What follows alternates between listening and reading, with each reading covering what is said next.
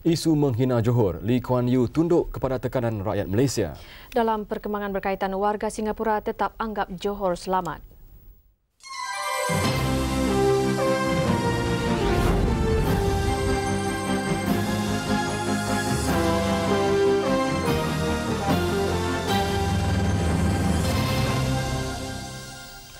Menteri Kanan Singapura Lee Kuan Yew lewat petang tadi memohon maaf kepada kerajaan dan rakyat Malaysia berhubung kenyataannya yang mencetus ketegangan diplomatik antara kedua-dua negara.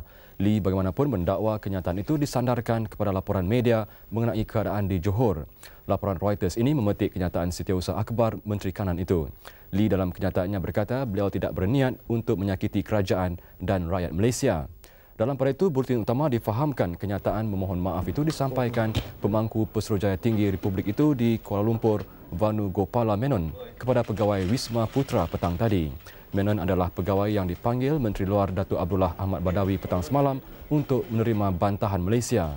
Menurut Setiausaha Bahagian Asia Tenggara, Arsyad Hussein, kenyataan itu sedang diteliti Wisma Putra.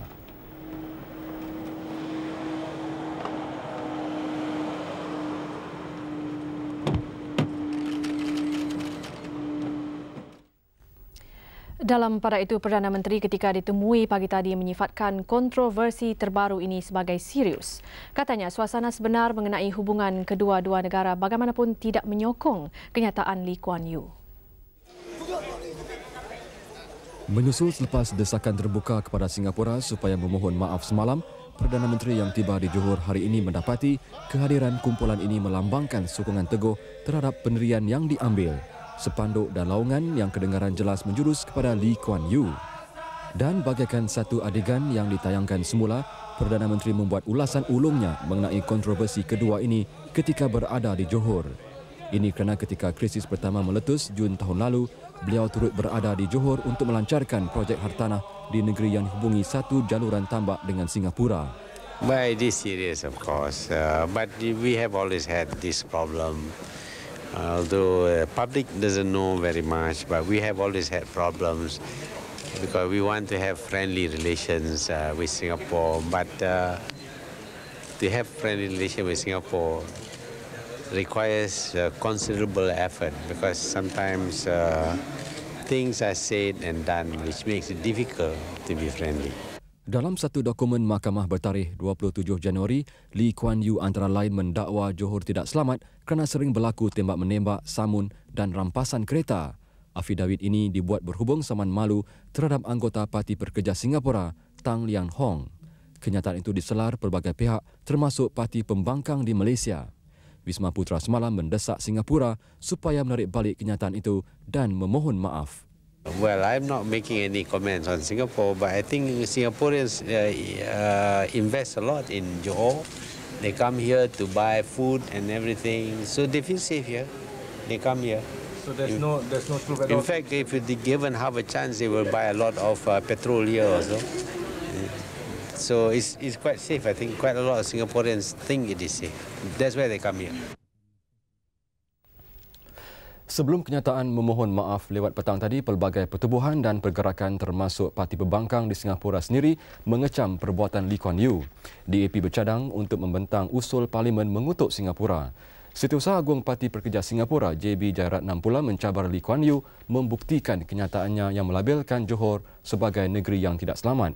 Menurutnya, Lee adalah seorang peguam dan sudah tentu arif implikasi kenyataannya. Dalam pada itu, kami juga menerima kenyataan seperti ini daripada pelbagai pertubuhan yang merakamkan rasa kesal terhadap kenyataan Menteri Kanan Singapura itu. Majlis Peguam antara lain berkata, Lee sewajarnya memahami implikasi dokumen mahkamah itu. Pusat Inisiatif Keamanan atau SENPIS pula menyifatkan kandungan kenyataan itu sebagai sindiran yang mencerminkan sikap bongkak dan membelakangkan idea Confucian yang dilaung-laungkan Menteri Kanan itu.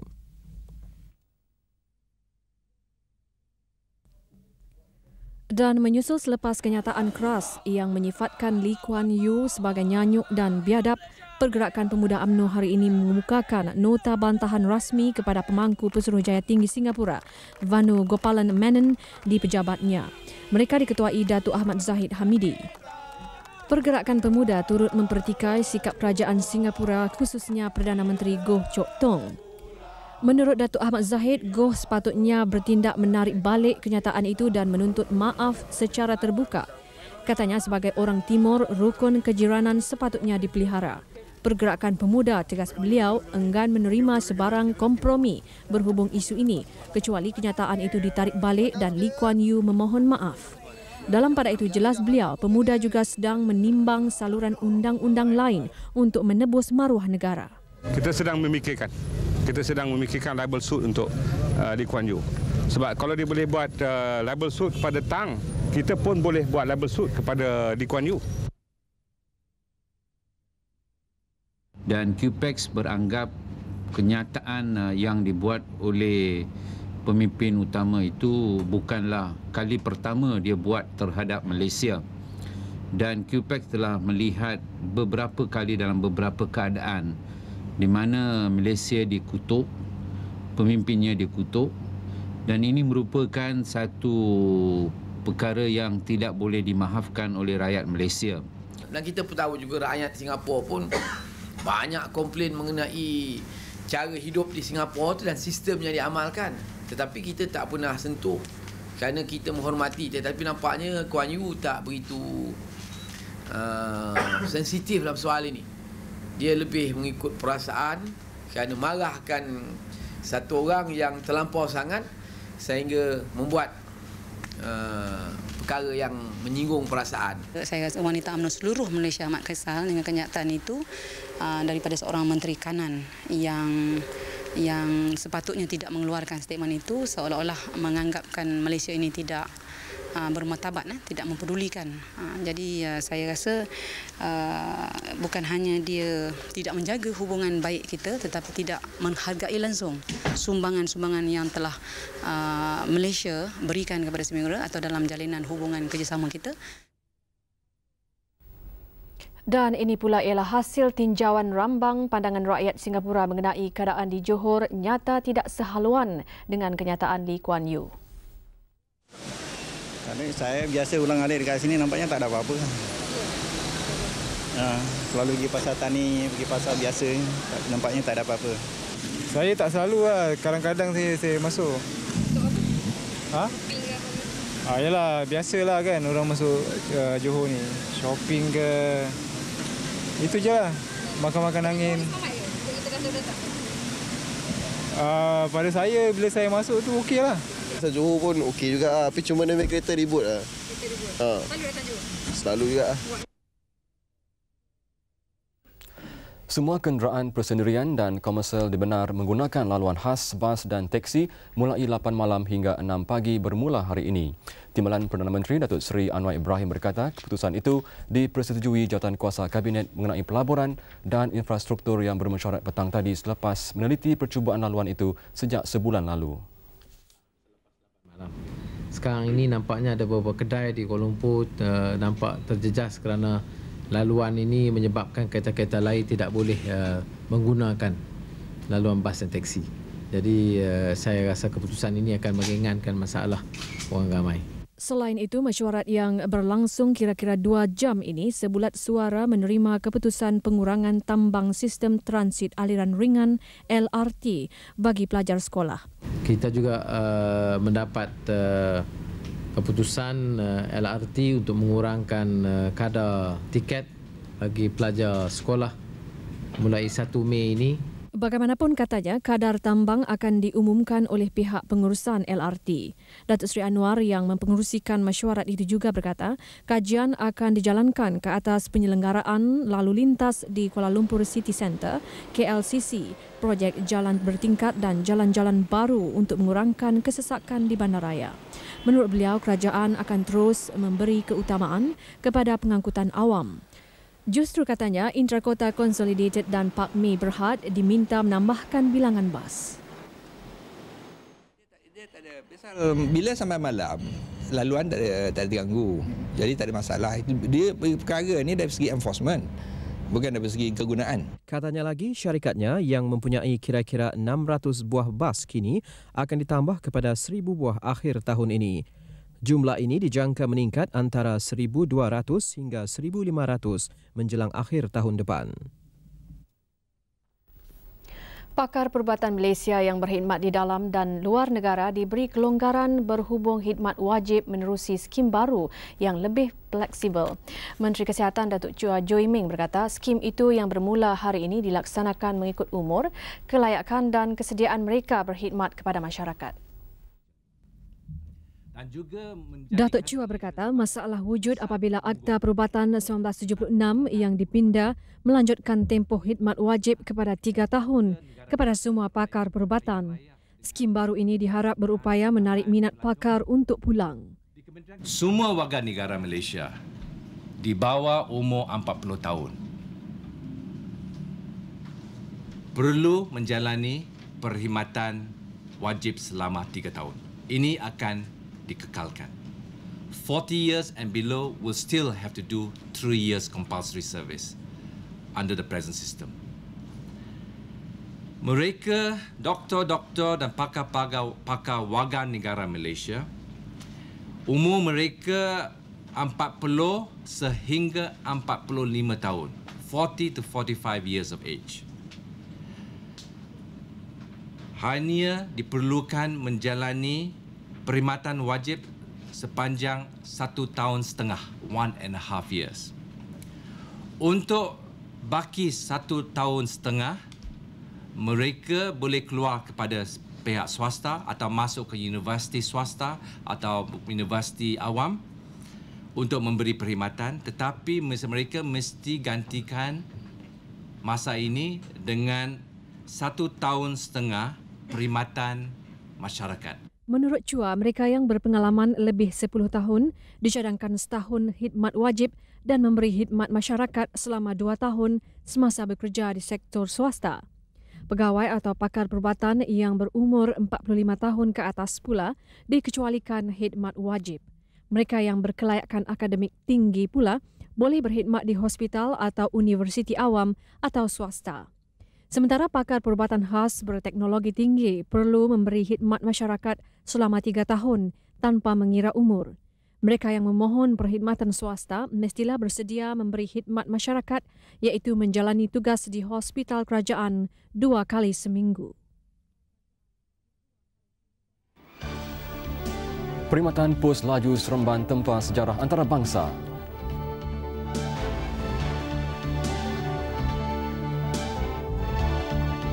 Kes gaduh pelajar sekolah di Kedah.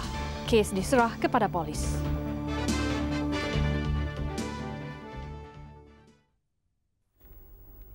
Sempena lawatan 2 harinya ke Johor, Perdana Menteri petang tadi melawat ladang Nam Heng milik Perbadanan Johor di Kota Tinggi. Beliau selepas itu meninjau persekitaran Sungai Johor sebelum ke Sbanakov dan Marina Resort di Pengiring.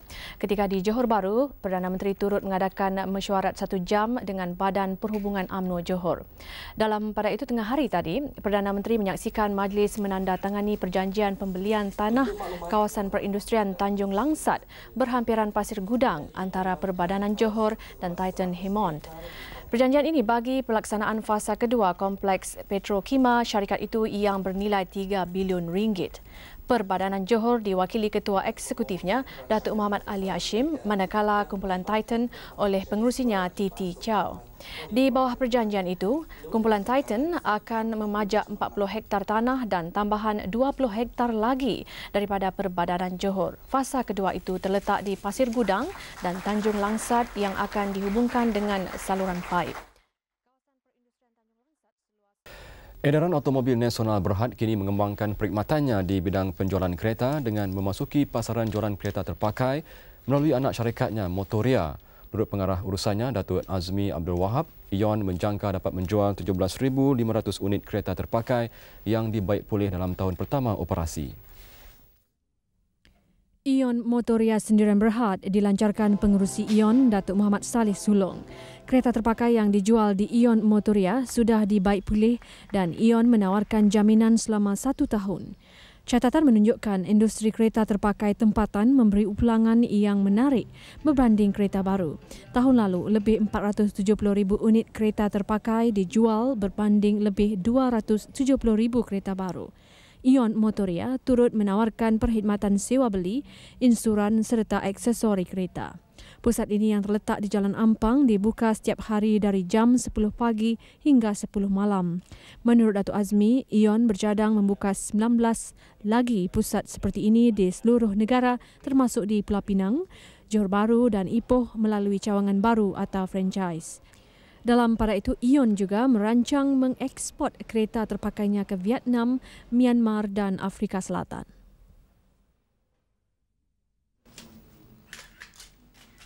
Sementara itu, Bank Utama Malaysia Berhad hari ini bersetuju menyediakan pakej pinjaman RM101 juta kepada Bukit Cahaya Country Resort Sdn Bhd bagi projek perumahan mewah Cahaya The Sanctuary. BCCR diwakili pengurusinya Datuk Afendi Nurwawi, manakala Nik Hashim Nik Yusof mewakili Bank Utama selaku pengurusi eksekutif. Melalui perjanjian ini, Bank Utama dan Amanah Merchant Bank Berhad dilantik sebagai pengurus bersama bagi kemudahan kredit bersindiket. Menurut Datuk Afendi, Cahaya The Sanctuary menawarkan tempat kediaman mewah dengan 26 reka bentuk pakar arkitek seluruh dunia termasuk dari Filipina, Amerika Syarikat dan Kanada. Fasa pertama projek dijangka siap tahun depan. Harga saham di Bursa Saham Kuala Lumpur ditutup tinggi. Indeks komposit naik 0.04 mata untuk ditutup kepada 1,249.76.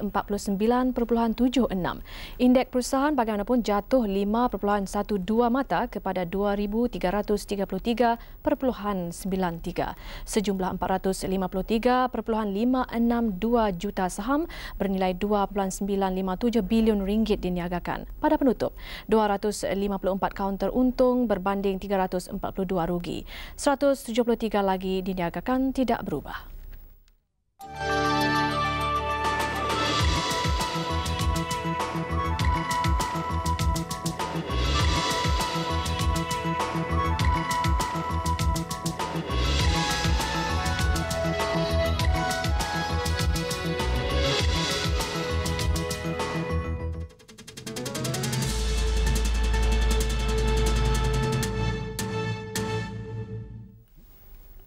Di pasaran tukaran mata wang, ringgit ditutup rendah berbanding dolar Amerika, disenaraikan nilai ringgit berbanding mata wang utama dunia.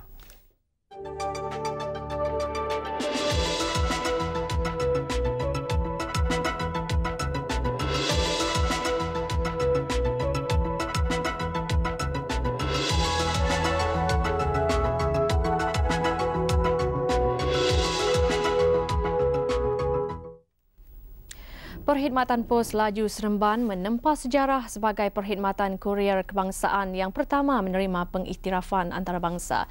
Sijil pengiktirafan ISO 9002 itu diterima dari RWTUV, pihak berkuasa kualiti yang beribu pejabat di Jerman. Penyerahan sijil dilakukan pengarah urusan RWTUV Wolfgang Mecker kepada Timbalan Menteri Tenaga, Telekom dan Pos Datuk Chan Kong Choi sebelum diserahkan kepada Wakil Pos Laju Seremban. Turut hadir pengurusi eksekutif Pos Malaysia Tan Sri Zainul Mahmud dan Ketua Pengarah Jabatan Pos Nasaruddin Cik Abu. Pengiktirafan mengambil kira aspek kepimpinan, maklumat, analisis dan pengurusan. Katanya pengiktirafan itu seharusnya menjadi contoh seluruh jentera serta syarikat kerajaan lain. Sejak beroperasi pada 1986, pendapatannya mencecah RM79 juta tahun lalu. Perkembangan nahas helikopter yang mengorbankan bekas pengerusi DRB Highcom Tan Sri Yahya Ahmad. Polis Bukit Aman mengambil kenyataan dua jurutera syarikat pembuat helikopter Agusta 1092I bagi membantu siasatan nahas helikopter terbabit. Jurutera terbabit seorang berpangkalan di negara ini dan seorang lagi di Itali memberi kenyataan mereka kepada pasukan anggota polis dari bahagian jenayah berat Bukit Aman di pejabat Mofas Air. Pada 3 Mac lalu, helikopter pribadi milik Allahyarham yang dalam perjalanan ke Terengganu terhempas di Kampung Atong, Kuala Lipis, Pahang. Turut terkorban isteri Allahyarham Puan Sri Rohana Uthman dan juruterbangnya Major Bersara Azlizan Abdul Manas. Selain kedua juruterbang terbabit, Polis Bukit Aman turut mengambil kenyataan seorang juruteknik Gadi Aviation Sendirian Berhad berhubung perkara yang sama. Polis Bukit Aman kini mengambil alih siasatan nahas itu daripada Polis Pahang.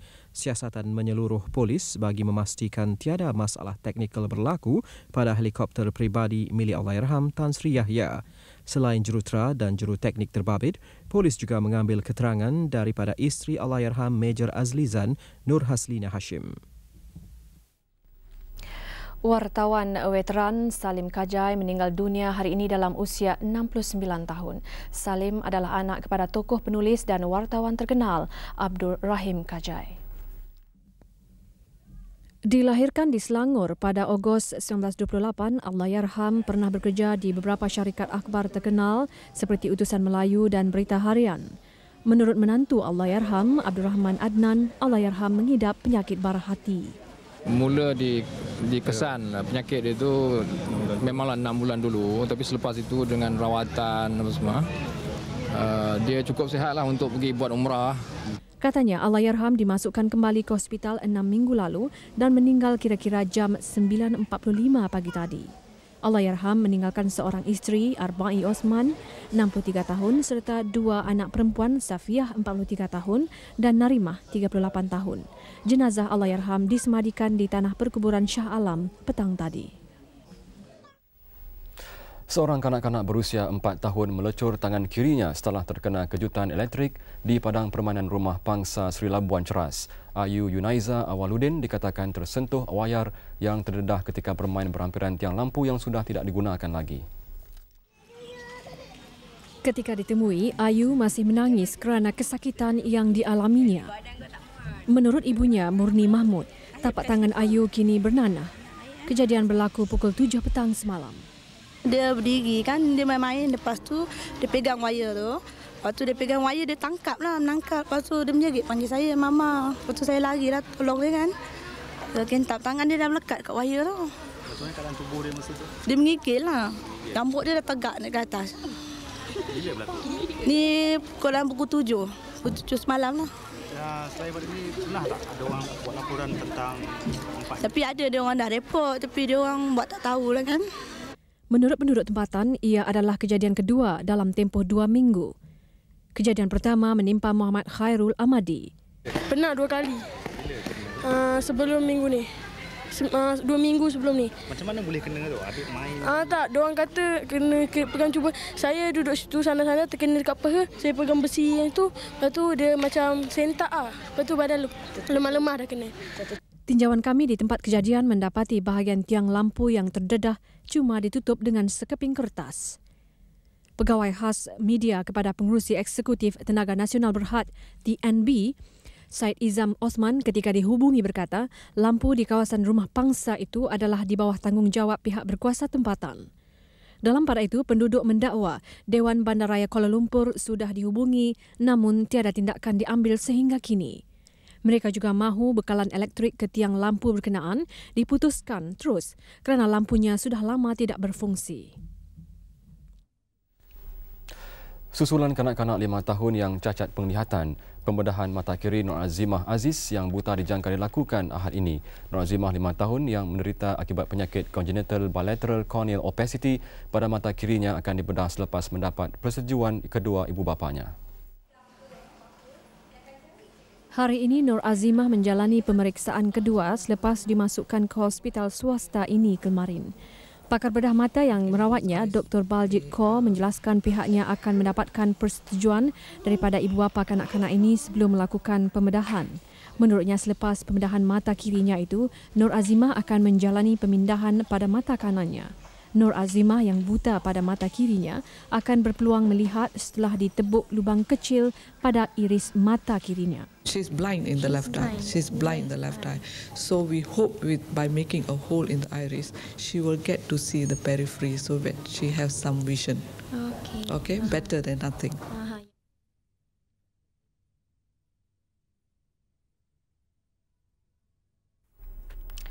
Seorang cedera dan 9 yang lain ditahan dalam satu serbuan polis di Bandar Baru Bangi, Selangor petang tadi.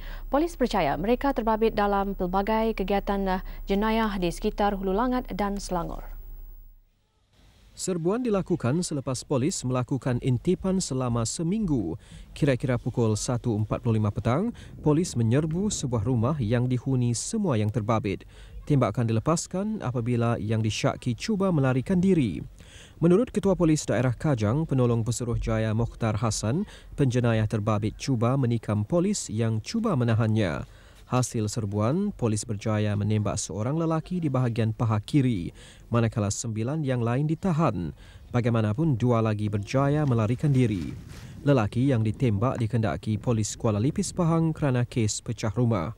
Dia dibawa ke Hospital Kajang untuk rawatan lanjut di bawah perhatian polis. Masa itu, suspek ini telah mengeluarkan sebilah pisau dan cuba menikam anggota polis ini, tetapi dengan tindakan pantas oleh seorang anggota polis yang ada di sisinya telah melepaskan satu tembakan terhadap suspek ini, dan mana tembakan itu telah terkena pada peha sebelah kiri dia.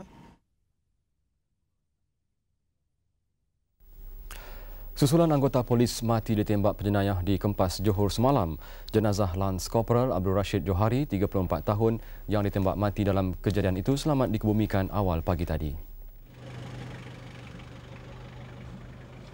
Jenazah Allahyarham Abdul Rashid tiba dari Johor di rumah kakaknya Salasiah Johari, 48 di Parit 4 Cikus pukul 1.40 pagi. Allahyarham yang berkhidmat dengan polis Diraja Malaysia selama 16 tahun meninggalkan seorang balu Mahani Ahmad 40 tahun dan 2 anak Nur Syuhada 5 tahun serta Muhammad Syafiq 1,5 tahun. Allahyarham adalah anak kelima daripada 7 adik-beradik. Menurut abangnya, Ismail Johari, kali terakhir dia berjumpa Allahyarham ketika pulang berhari raya selama 2 minggu di kampung Februari lalu. Perwatakan Allahyarham ni, saya rasa dia seorang yang periang lah. Kemudian dia disenangi oleh semua golongan lah saya ingat. Dan kalau dia sembang tu, kira-kira banyak idea lah. Tak ada cakap dengan dia, tak ada. Ada baru ni seminggu yang lepas dia telefon. Tu aja cakap dia. Dia cakap apa? Tak ada lah, dia tanya apa. Abah katanya, abah baiklah kata dia. Kata kami. Sehat semuanya, sehat. Itu je lah. Itulah kali terakhir sekali. Raya dulu lah kita bercampur dengan dia. Dia telefon dulu? Dia telefon ni biasa. Dia pun selalu telefon. Seminggu sekali telefon, nanya. Memang dia dengan keluarga kira rapat? Rapat. Menurut isterinya, Allahyarham pernah berpesan supaya dia dikebumikan di kampungnya sekiranya dia meninggal dunia ketika menjalankan tugas. Tapi dia selalu cakap, dia selalu 2-3 hari ni selalu dah lupa cakap. Tapi tengok dia pun macam tak banyak cakap sangat, diam je. Tak ada. Dia agak tak sangka lah dia macam tu. Dalam kejadian semalam, Allahyarham meninggal dunia apabila ditembak seorang lelaki bersenjatakan revolver semasa melakukan pemeriksaan terhadap 2 lelaki yang disyaki menaiki motosikal curi di Johor Bahru. Rakannya, Lance Corporal Muhammad Ali, 31 tahun, yang berada di tempat kejadian hanya mengalami kecederaan ringan di siku. Allahyarham dikebumikan di tanah perkuburan Kampung Degung. Susulan kes gaduh yang mencederakan seorang pelajar sekolah menengah Changlun 2 hari lalu. Bapa pelajar terbabit, Rajmi Jusoh, menyerahkan kes itu kepada polis dan pengetua sekolah untuk tindakan lanjut. Ya kan? Lepas itu, kalau boleh, saya minta kepada jasa baik guru dan ibu bapa kepada pelajar itu untuk mendisiplinkan anak mereka lah. Sekiranya kan benda ini tak mau berulang lagi. Dalam kejadian Selasa lalu, Muhammad Nuri Rajmi cedera di kepala serta lengan kanan akibat dibelasah dengan kayu dan kepingan kaca tingkap ketika cuba menghalang rakannya Rozaid Razali dalam pergaduhan itu. Berikutan itu, polis menahan 10 pelajar lelaki sekolah yang sama beberapa jam selepas kejadian. Mereka bagaimanapun dibebaskan dengan jaminan polis selepas disoal siasat pada hari yang sama. Dalam pada itu, Ibu Muhammad Nuri, Siti Aisyah Rashid berkata dia akan membawa anaknya untuk pemeriksaan lanjut di Hospital Jitra Ahad ini. Dia tak bisa bergaduh kan. Tu Encik sedih tu. Tak tahu dengar-dengar dengan kepala ni, bayangkanlah. Sementara itu, Polis Daerah Kubang Pasu, penguasa Ismail Husin ketika dihubungi berkata, setakat ini 15 saksi termasuk pengetua sekolah dipanggil memberi keterangan. Katanya siasatan segera perlu dilakukan bagi mengelak kejadian seumpama ini berulang. Seorang peniaga di Tanah Merah, Kelantan hampir putus kemaluannya dipercayai dipotong isterinya sendiri. Isterinya dikatakan bertindak demikian selepas mendengar suaminya ingin berkahwin lain. Kejadian berlaku ketika mangsa sedang tidur. Peniaga yang berusia 41 tahun itu dikejarkan ke Hospital Kota Baru dari Tanah Merah pukul 7.30 pagi dan menjalani pembedahan pukul 10 pagi. Pembedahan 4 jam itu berjaya mencantum kembali alat kelamin mangsa. Mangsa kini dirawat di Ward 30 dan dalam keadaan stabil.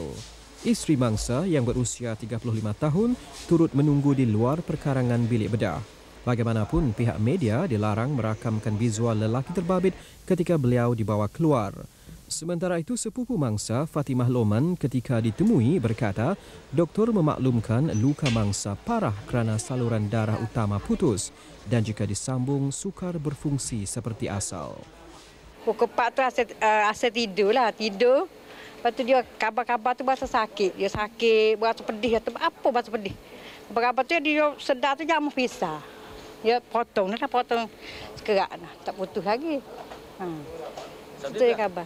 Bini dia lah. Dengan pisau ya? Dengan pisau. Lepas pada tu? Lepas pada tu dia kabar, dia bangun lah. Dia bangun tu dia ambil kain, dia balut. Dia bawa kereta pergi sendiri, hospital. Oh, pergi sendiri? Dia pergi sendiri. Bawa kereta?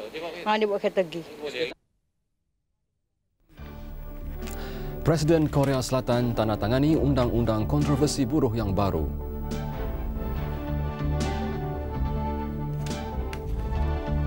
Tunjuk perasaan di Venezuela jadi medan pertempuran.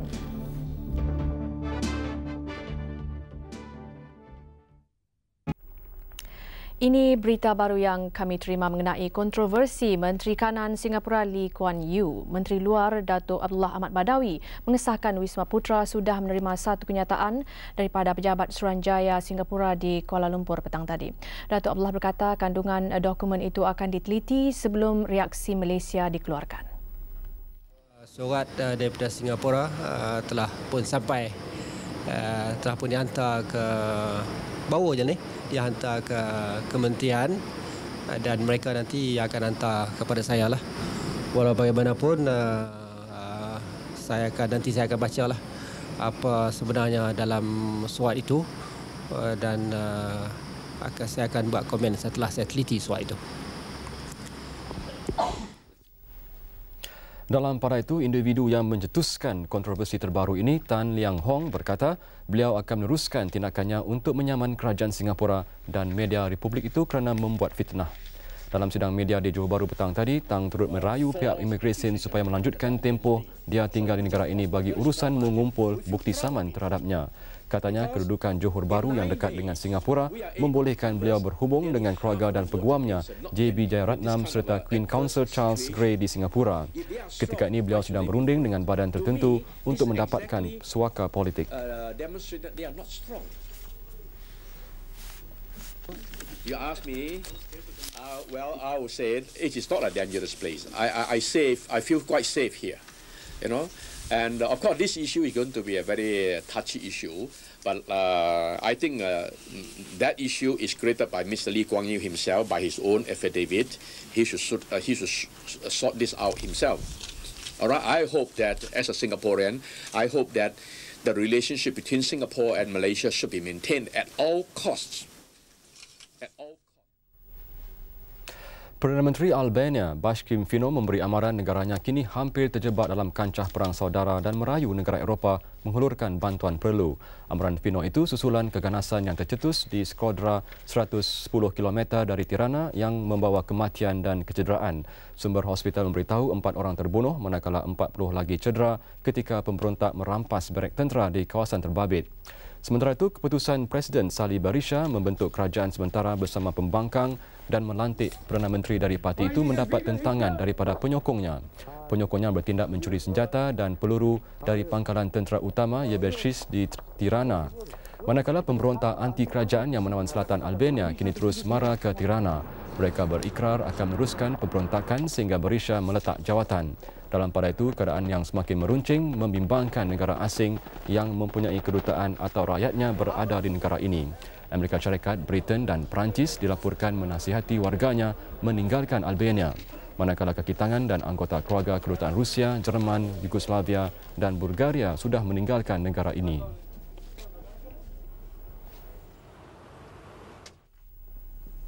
Presiden Korea Selatan Kim Yong-sam akhirnya menandatangani Akta Undang-Undang Buruh baru yang sebelum ini mencetuskan kontroversi. Undang-undang itu disahkan Perhimpunan Kebangsaan Isnin lalu selepas beberapa minggu rindingan berlangsung antara parti pemerintah dan pembangkang. Menurut Presiden Kim, Undang-Undang Buruh itu bukan sahaja akan mengukuhkan hak asasi buruh tetapi juga meningkatkan daya saing pasaran buruh. Dan ia turut membenarkan penubuhan beberapa kesatuan buruh sehingga tahun 2002 termasuk menangguhkan syarat sesebuah syarikat memecat pekerjanya dalam tempoh 2 tahun lagi. Bagaimanapun, Kesatuan Perdagangan Persekutuan Korea yang mengetuai mogok selama 3 minggu di Korea Selatan masih tidak berpuas hati dengan undang-undang itu. Menurut presidennya, undang-undang baru itu tidak menjamin hak asasi guru dan kaki tangan kerajaan. Sehubungan itu, mereka berikrar akan meneruskan bantahan terhadap undang-undang itu dan bakal menjadikannya isu utama ketika pilihan raya presiden tahun ini.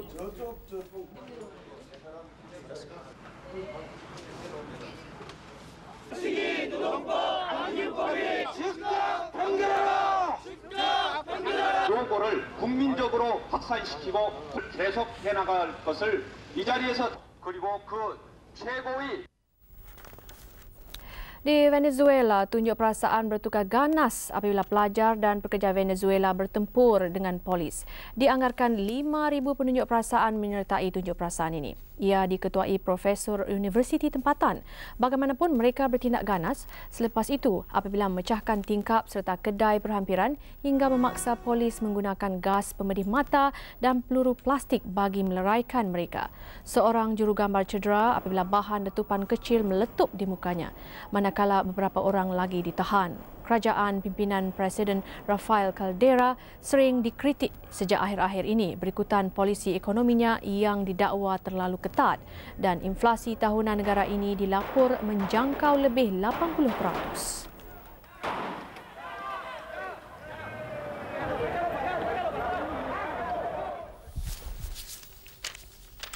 Saya baru dimaklumkan wartawan kami di Johor Bahru yang membuat liputan lawatan Perdana Menteri mempunyai laporan terkini mengenai kontroversi Lee Kuan Yew.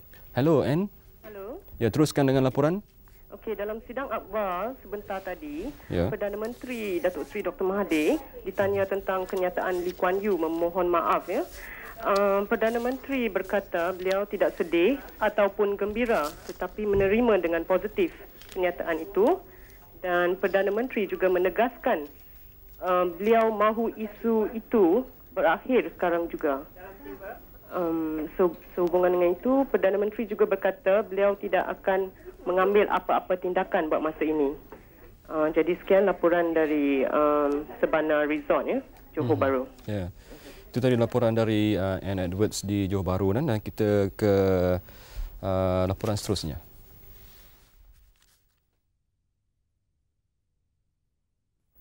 Hello, hoki kelayakan Piala Dunia. Hanya 20 minit saja lagi skuad kebangsaan turun ke gelanggang merebut satu lagi kekosongan ke pusingan akhir.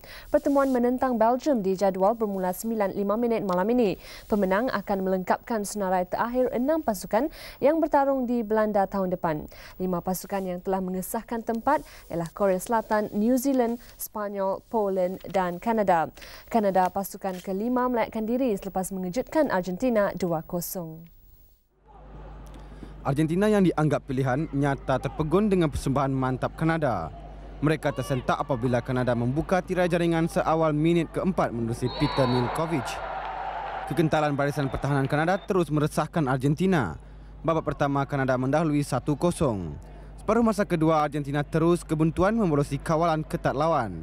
Dan Milkovic melenyapkan impian Argentina apabila menjaringkan gol kedua Kanada pada minit ke-42.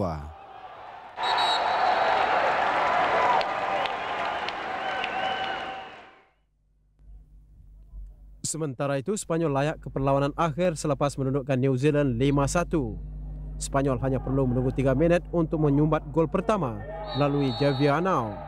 3 minit kemudian, Arnau memanfaatkan pukulan sudut penalti untuk gol kedua. New Zealand terus tertekan 7 minit selepas itu. Juan Ascari menjadikan kedudukan 3-0. Bagaimanapun 5 minit sebelum babak pertama tamat, Ken Robinson berjaya menjaringkan gol pertama New Zealand. Namun pada minit ke-60, Spanyol terus mendahului dengan gol keempat hasil pukulan sudut penalti Victor Pujol. 2 minit sebelum permainan berakhir, Jordi Casas menghasilkan jaringan kelima Spanyol. Menjelang pusingan kelakan bola sepak Piala Dunia kumpulan 1 di Stadium Merdeka Ahad ini. Selain ancaman Arab Saudi selaku pasukan pilihan, Bangladesh juga mahu mereka turut diberi perhatian walaupun tampil dengan serba kekurangan. Jasni Syafi'i meninjau latihan pasukan Bangladesh petang tadi. Latihan pasukan Bangladesh hanya berlangsung 1 jam setengah. Pasukan ini nampak benar serba kekurangan. Paling ketara pada pakaian mereka seolah menggambarkan mereka tampil sekadar untuk menimba pengalaman. Malah latihan yang dikendalikan jurulatih dari Jerman juga kadang-kadang nampak melucukan. Jika mahu dibuat bandingan dengan pasukan kebangsaan Malaysia, ia ibarat langit dan bumi. Barisan bimbingan Wan Jamak Hassan mungkin ditertawakan andai gagal mengambil kesempatan ini. Malah Persatuan Bola Sepak Bangladesh juga tidak sehebat FAM. Mereka hanya mampu menyewa bilik di kompleks sukan Kampung Pandan sebelum berpindah ke hotel yang disediakan penganjur. Walaupun serba kekurangan, Bangladesh tidak menganggap diri mereka bakal menjadi bangsa. But in football, all is possible in football.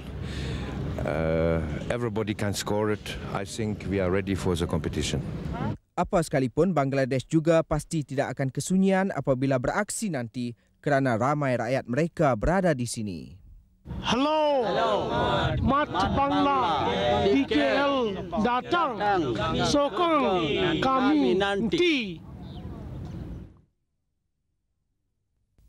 Sementara itu, Arab Saudi tiba di ibu negara petang tadi. Pada saingan kumpulan 1, juara Asia ini diletakkan sebagai pasukan pilihan. Bagaimanapun, jurulatih Vinga Danilo tidak meletakkan reputasi juara Asia sebagai satu kelebihan. Apatah lagi bahang peningkatan Malaysia mula dirasai oleh Arab Saudi. For me, there is no any favorite team. Even Saudi Arabia is the Asian champion, but you must prove that in field before is nothing. Vingada juga tidak bimbang jika beraksi di padang yang becak. Antara pemain yang menjadi sandaran Arab Saudi ialah Abdullah Zubromawi dan Khamis Al-Uwairan. Bola sepak Piala Liga Inggeris, Middlesbrough tumpas mengejut 0-1 kepada kelab bahagian 2 Stockport County pada saingan separuh akhir pusingan kedua. Bagaimanapun, kekalahan itu tidak menghalang kemarahan Middlesbrough ke perlawanan akhir dengan agregat 2-1. Berbekalkan kemenangan 2-0 pada pusingan pertama, Middlesbrough bermula garang menerusi percubaan Michael Beck. Bagaimanapun, tuan rumah tersentak apabila pasukan pelawat memecah kebuntuan menerusi jaringan Sean Connolly. Kelincahan Beck sekali lagi mencemaskan Stockport, namun percubaannya terkena palang. Babak kedua, Middlesbrough hampir menyamakan kedudukan menerusi penyerang Brazil Juninho. Begitupun rembatan Luis Cavaco nyaris menambah jaringan Stockport. Bagaimanapun, rembatannya dihalang penjaga gol tuan rumah Mark Schwarzer. Penjaga gawang Stockport turut bertindak cemerlang apabila menyelamatkan percubaan Paul Jones. Pada perlawanan akhir, Middlesbrough menentang Leicester City yang mengejutkan pasukan Liga Perdana Wimbledon.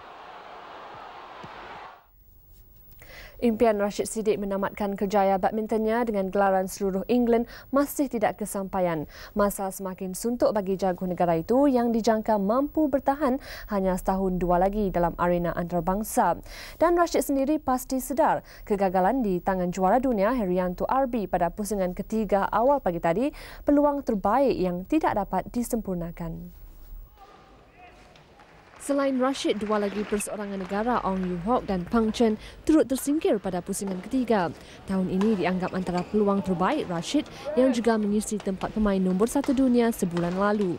Namun kelibat Herianto masih sukar dikikis sekalipun menewaskan jago Indonesia itu untuk merangkul pingat gangsa Olimpik Atlanta. Rashid tunduk 15-7, 15-8 dan mengakui asakan Herianto terlalu tajam. Cara permainan dia Memang tahu, tapi kadang-kadang tunggu pun tak boleh ambil juga. Dengan usia menjangkau 29 tahun, sukar untuk melihat Rashid mengembalikan tahap kehebatannya. Dan pencapaian naib juara tahun lalu mungkin yang terbaik bagi Rashid di seluruh England, kejohanan yang menjadi idaman semua jago dunia. Pilihan 5 hingga 8, Yu Hock pula tumpas 19-3, 6-15 dan 8-15 kepada Dong Jiong. Seorang lagi pemain profesional, Pang Chen juga terkandas di pusingan ketiga. Dia tewas 15-7, 18-15 kepada juara Olimpik Paul-Erik Hoya Larsen. Cabaran Malaysia diteruskan dalam bergu menerusi Cheh Soon Kit Yap Kim Hock. Perkembangan bola tampar kebangsaan jurulatih baru negara Cheng Gang dari China yakin membantu Malaysia membawa pulang sebutir pingat pada Tamasya Sukan SEA di Jakarta Oktober ini. Menerusi latihan keras dan persiapan di luar negara, dia juga optimis mampu membentuk skuad paling mantap. Cheng Gang yang ditawarkan kontrak setahun oleh Persatuan Bola Tampar Malaysia MAWA berada di tanah air sejak 27 Februari lalu. Selepas mengendalikan 10 sesi latihan, bekas pemain Cina yang pernah beraksi pada kejohanan dunia 1981 ini bertekad mempertajamkan kemahiran pemain. Tumpuannya kini menyusun program lebih rapi, termasuk menyertai kejohanan di Vietnam. Gang nyata lega skuad kebangsaan mempunyai gelanggang latihan tetap di Pulau Pinang. Jurulatih berusia 41 tahun ini turut menyaksikan MAWA menerima tajaan RM38,000 daripada Pen Malaysian Pool Sdn Bhd siang tadi. MAWA diwakili penasihatnya Ong Ka Ting, manakala Pen Malaysian Pool oleh Ketua Pegawai Operasinya Eng Eng Tong. Sekian segmen sukan untuk malam ini. Ikuti berita selanjutnya bersama Nasharuddin dan Nurmala. Seketika nanti, salam hormat dan selamat malam. Teater karya A. Samad Said yang bertajuk Lantai T Pinky sesuai bagi mereka yang ingin mengimbau kembali zaman 50-an yang penuh suka duka. Pementasannya bermula Sabtu ini hingga 21 Mac depan di Pusat Penerangan Pelancongan Malaysia, Matik. Teater selama 3 jam ini mengisahkan kehidupan malang masyarakat 50-an di samping mengetengahkan mesej yang berguna kepada masyarakat. Pementasan teater diadakan dengan kerjasama Panggung Negara, Kementerian Kebudayaan, Kesenian dan Pelancongan. Lantai T Pinky membariskan pelakon handalan seperti Tiara Jacquelina, Irma Fatima, Hani Mohsin dan ramai lagi. Ia diarahkan oleh Rosminah Muhammad Tahir, manakala penerbitnya Siti Rohayah Atan. Kumpulan yang mendukung Lantai T Pinky ini telah melakukan sesuatu yang amat luar biasa sebenarnya. Dan saya menyadari bahawasanya drama ini satu drama kalau dinamakan language play. Ini pula mengenai artis muda berbakat dari Indonesia, Ria Puspitasari Ahmad atau lebih dikenali dengan panggilan manjanya Ria Dim yang pernah popular dengan lagu Rajin Pangkal Pandai kini kembali menerusi album terbaru Apa Ya. Album kedua yang berkonsepkan disco dangdut itu telah berada di pasaran tempatan. Penyanyi kecil berusia 11 tahun ini berasal dari Cirebon, Indonesia. Sejak diperkenalkan dalam industri muzik hampir 2 tahun lalu, bakatnya mendapat sambutan peminat muzik dangdut tempatan, terutamanya kanak-kanak. Kebanyakan lirik dalam album pertamanya bermesejkan nasihat dan penjualannya melebihi 30,000 unit. Dan kini gadis genit ini muncul kembali di Persada Seni Tempatan menerusi album keduanya berjudul Apa Ya. Lagu ini diterbitkan komposer dan penyanyi terkenal Iwan. Semoga album Ria yang kedua ini lebih menyemarakan lagi album dangdut di Malaysia ini. Dan teriring salam manis selalu buat peminat-peminat Ria di Malaysia ini yang telah berkirim surat kepada Ria, juga yang memiliki kaset kepada Ria. Kehadiran Ria turut diiringi ibu bapanya yang sentiasa memberi galakan dan dorongan. Sebelum menutup tirai buletin utama malam ini, apa kata kita ke taman hiburan di selatan California, Amerika Syarikat? Roller coaster yang berkelajuan 160 km sejam dan terpantas di dunia kini menjadi tarikan baru di tempat itu. Dengan itu, salam hormat. Selamat malam.